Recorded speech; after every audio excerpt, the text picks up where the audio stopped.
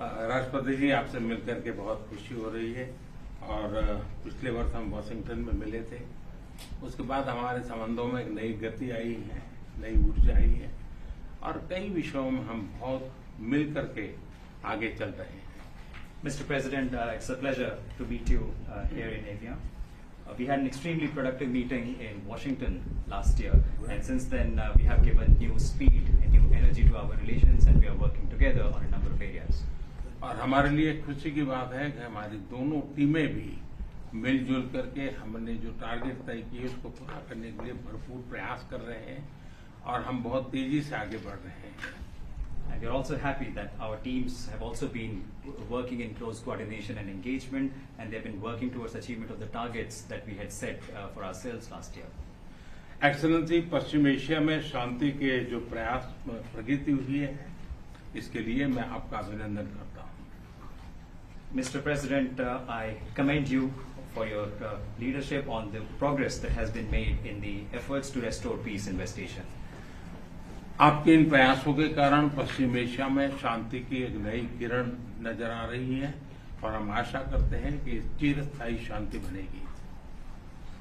Thanks to your efforts, Mr. President, new hope for peace and stability in the region has been rekindled, and I'm confident that this will lead to a long-standing peace in the region.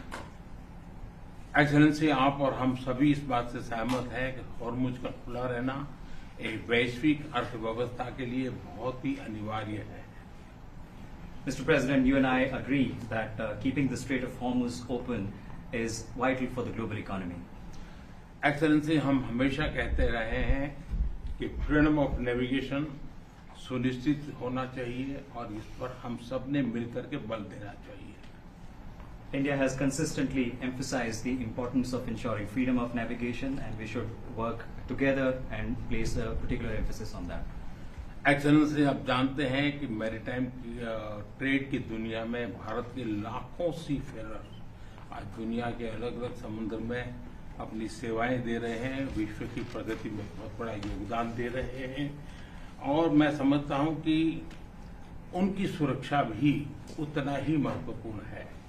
Mr. President, you are aware across the world, Indian seafarers in hundreds of thousands are working and they're performing their duties across global maritime trade routes, including the Strait of Hormuz, and their safety is of utmost importance to us. Excellency, समझौते के लिए शांति के प्रयासों में आपने भरपूर प्रयास किया है। मुझे पूरा विश्वास है कि समझौते में सीफेरर की सुरक्षा भी सुनिश्चित होगी और उसको प्राथमिकता मिलेगी। Mr. President, you made tremendous efforts towards reaching this understanding and this agreement, and I'm confident that the issue of seafarers will receive the highest priority during the implementation of this agreement.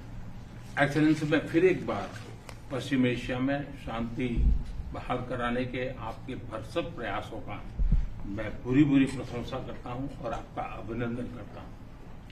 Mr. President, once again, I deeply appreciate and I deeply commend your efforts in ensuring the restoration of peace and making efforts towards restoration of peace and stability in West Asia.